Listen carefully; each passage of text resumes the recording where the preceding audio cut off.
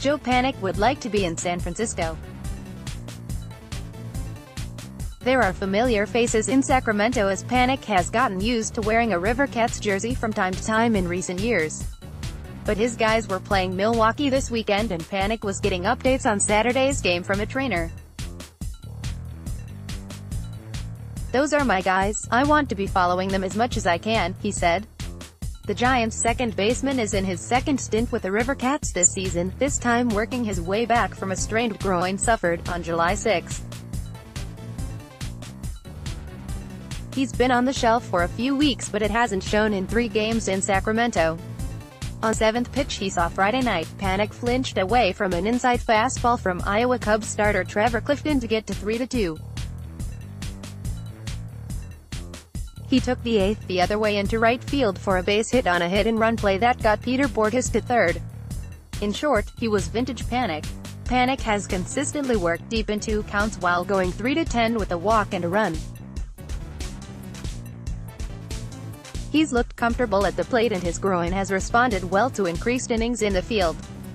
"For me it's about building up your legs," Panik said Saturday.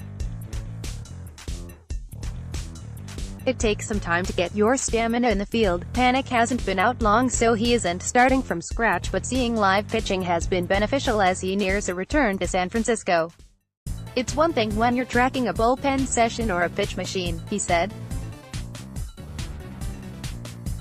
"In a game you have that split second to make a decision so it's always good to get live action and not just tracking." Since winning a World Series with the Giants in 2014, Panik has been plagued with injuries, missing significant time in each subsequent season.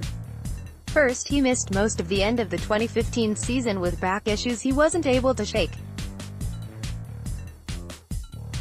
Concussions in baseball are fluky at best and Panik has had 2 in his career. He missed a month in 2016 with one as symptoms lingered when he admittingly returned to the field too early. He only missed about 2 weeks in August 2017 with his second though and played a career-high 138 games.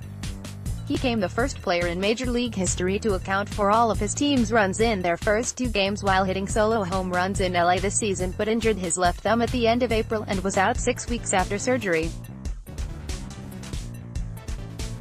He returned for all of June with the Giants before the groin injury sent him back to the DL in July. Advertisement: "I take pride in being out there," Panik says. "To be out there competing with the guys, that's why we train. That's why we do what we do. No injury is better than the other but the nature of soft tissue injuries is such that while he was officially on the DL, Panik has essentially been day-to-day for the last 3 weeks as opposed to his thumb surgery earlier in the year that had more firm target dates. Honestly, one is better than the other," Panik says hesitantly. "That's the most frustrating thing is when you're waking up and wondering am I going to feel better today?" Panik will join a Giants team that is 7.5 games back in the division and fighting for a wild card spot but he doesn't feel any added pressure to be difference maker immediately.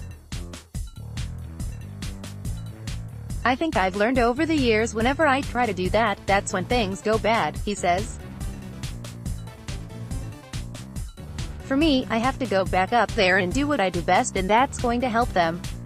A lot of times when you get hurt and come back you want to get 20 hits and win a game on you can't do that. You have to stay within yourself and take that